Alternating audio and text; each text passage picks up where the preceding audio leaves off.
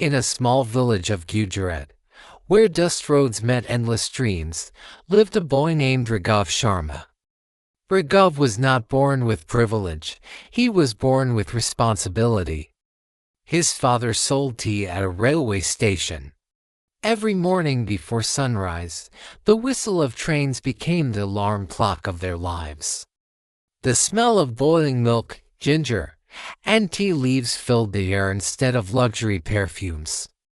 Raghav's childhood was not about toys. It was about survival. While other children went to school with polished shoes, Raghav walked barefoot, carrying a steel kettle, helping his father serve tea to strangers who never remembered his face.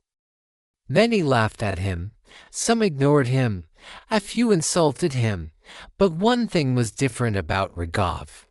He observed everything. He listened to educated people discussing business, politics, science, and dreams while standing quietly with a tray of tea. At night, under a dim streetlight, Raghav studied from borrowed books. His mother would say, "Beta, we are poor, but don't let poverty enter your mind." Those words became his strength. Raghav failed his first school exam. Teachers doubted him. Relatives mocked him. Villagers said, "Tea seller ka beta's yada aj nahi yada." But Raghav didn't quit. He failed again and again. Each failure hurt, but it didn't break him. Because Raghav learned an important truth early in life: failure is not the end. Giving up is. At 17, Raghav left his village with 300 in his pocket and fire in his heart. He slept on railway platforms, worked odd jobs, was rejected countless times. But every rejection sharpened his mindset. He studied leadership, public speaking, economics, history. While others complained about the system, Raghav learned how to change it. Years passed. People who once laughed at him were still in the same place complaining, blaming fate.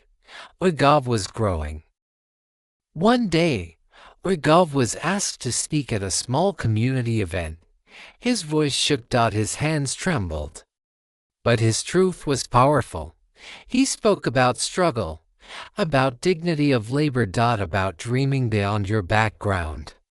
The audience listened, then applauded. That moment changed his life. Doors opened, opportunities followed. Raghav became a leader not because he wanted power, but because he understood people. He had lived their pain, felt their hunger, walked their roads. He worked day and night, faced criticism, endured media attacks. But he stood firm. If you're being criticized, it means you're doing something important. Slowly, the nation began to notice. The tea seller's son was no longer invisible. Years later, the same railway station where Raghav once sold tea welcomed him with respect. People who ignored him now stood in silence. His father's eyes filled with tears, not of poverty, but of pride. Raghav proved something powerful to the world. Your background does not decide your future. Your mindset does. Raghav proved something powerful to the world. Your background does not decide your future. Your mindset does.